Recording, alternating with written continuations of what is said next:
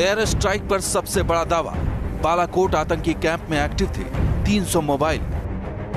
Air strike का सबूत मांगने वालों को NTRO का जवाब। देश में सवाल गर्म है कि बालाकोट में हिंद की कार्रवाई में कितने आतंकी ढेर हुए थे। इस सवाल के बीच एक बड़ा दावा सामने आया है जो किया है नेशनल टेक्निकल रिसर्च ऑर्गेनाइजेशन ने। NTRO का दावा है कि भारतीय वायुसेना ने जिस वक्त बालाकोट में चल रहे आतंकी कैंप को निशाना बनाया, उस वक्त वहां 300 मोबाइल फोन एक्टिव थे। NTRO बालाकोट में चल रहे जैश कैंप का सर्विलांस कर रहा था। सूत्रों के मुताबिक NTRO ने तकरीबन 300 आतंकियों के मोबाइल फोन सर्विलांस पर रखे थे और एयर स्ट्राइक से ठीक पहले 300 फोन बालाकोट कैंप में एक्टिव थे। सूत्रों के मुताबिक एयरफोर्स को स्ट्राइक की हरी झंडी मिलने के बाद से ही NTRO आतंकवादियों पर नजर रखे थे।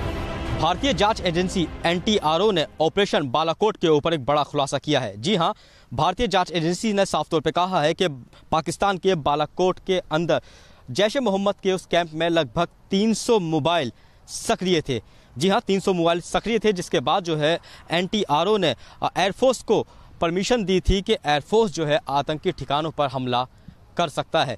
जिसके बाद ही NTRO ने सारे मोबाइल को सर्विलेंस पे लगाकर एयरफोर्स की मदद की थी और मदद करने के साथ साथ जब ये पूरा एयरफोर्स ने जैश ए मोहम्मद के आतंकी ठिकानों के ऊपर हमला किया तो साफ तौर पे वहाँ पे लगभग 300 मोबाइल थे। ये बड़ा खुलासा जो है NTRO जांच एजेंसी ने किया है।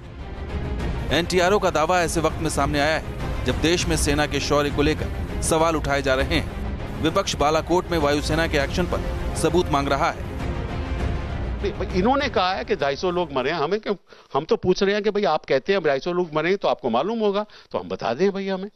भाई अगर कोई कहता है कि भाई जैसे MiG-21 ने एक F-16 को गिरा डाला, ठीक है, और अगर इन्होंने कहा कि F-16 को गिरा डाला तो हमें खुशी है, हमें खुशी है। और इन्होंने बताया कि ये देखो पार्ट F-16 का हमें मिला जमीन पे तो गिरा डाला, तो हम बहुत खुश है, सारा देश खुश है।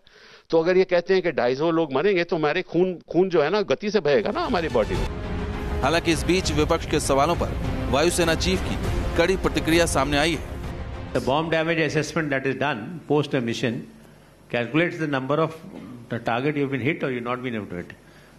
We can't count how many people have died. That depends on how many people were there.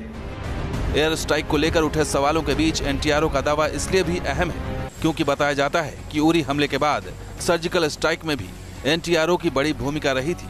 NTRO ने ही आतंकियों के लॉन्चिंग पैड की जानकारी सेना को दी थी, साथ ही अपनी डायरेक्ट इमेजरी को सीधे दिल्ली में बने वॉर रूम से अपलिंक भी किया था। Team news nation.